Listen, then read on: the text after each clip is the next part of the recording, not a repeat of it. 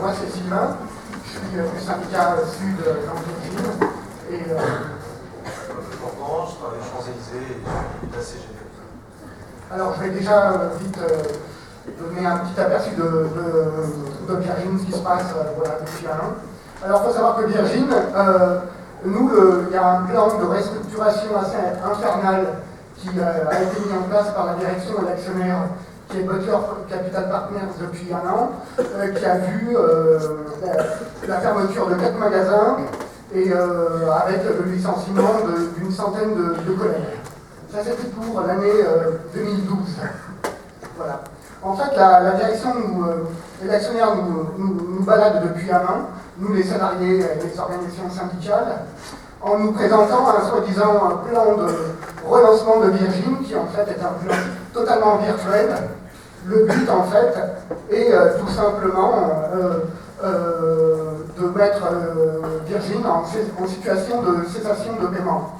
Et ce plan-là était, en fait, on s'en est aperçu, était en fait déjà programmé depuis plus d'un an, puisqu'en fait la direction de Virgin avait déjà un pied au tribunal de commerce par le biais d'un mandataire ad hoc au tribunal de commerce, voilà. Ce qui fait qu'en fait, nous avons su ça il y a à peine, même pas un mois, que l'entreprise, la direction de l'entreprise de Virgin, voilà, avait décidé qu'en fait, les choses se termineraient au tribunal de commerce, voilà.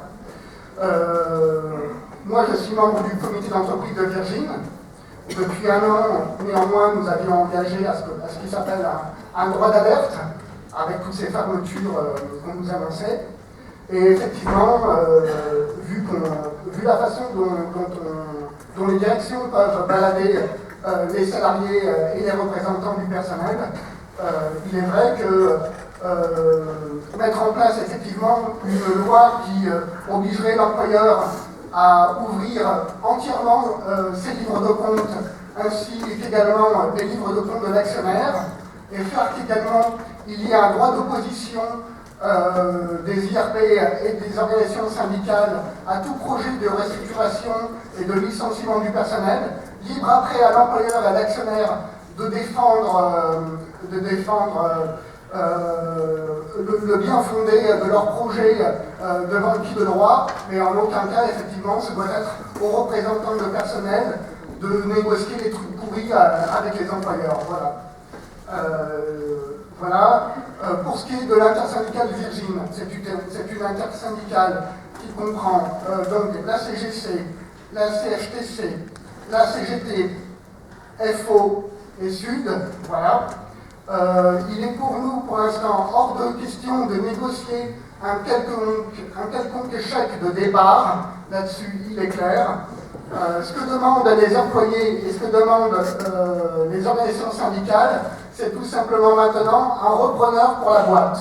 Un repreneur qui ne soit pas un fossoyeur comme notre actionnaire, Butler Capital Partners, qui est rentré dans la boîte en 2008 dans le but uniquement de faire des profits et de jeter la boîte quand uniquement il en aurait pris toute la substance et qu'il n'y ait plus que la peau du citron à jeter.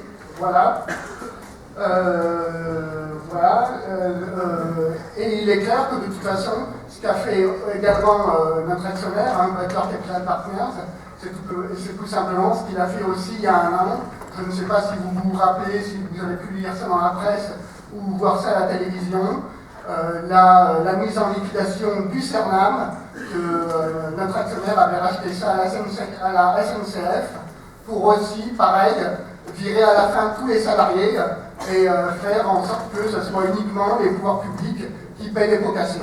Parce qu'effectivement, pour l'actionnaire que nous avons, les profits doivent être privés, mais les pertes doivent être uniquement publiques. Voilà. Donc c'est pour ça qu'effectivement, au niveau de l'intersyndicale, et tous les salariés également sont d'accord avec nous, il faut faire payer Butler Capital Partners, l'actionnaire fossoyeur. Voilà, parce que lui, effectivement, son but est clair et de ne rien payer du tout, que ce soit dans un plan social ou autre, et en aucun cas au niveau des dettes, tout laisser au pouvoir public et à l'État. Voilà. Donc c'est pour ça que nous demandons à nos soutiens, qu'ils soient syndicaux, politiques et autres, de rejoindre le rassemblement le 29 janvier à 13 heures devant le Virgin des Champs-Élysées. Voilà. Il faudrait qu'on soit le plus nombreux possible. Nous allons avoir 200 collègues de province qui vont remonter pour s'associer au cortège. Voilà. Et le but, en fait, c'est de remonter la rue des Champs-Élysées pour se retrouver devant l'actionnaire, Butler Capital Partners, qui est une société financière qui a des milliards d'euros dans ses comptes, afin de l'obliger à payer parce que l'actionnaire doit payer. Voilà. Merci aux organisateurs de ce meeting de nous avoir donné la parole. Nous donnerons donc rendez-vous à tout le monde le 29 janvier à 13 heures devant le magasin des Champs-Élysées, afin de faire payer Butler. Voilà, merci.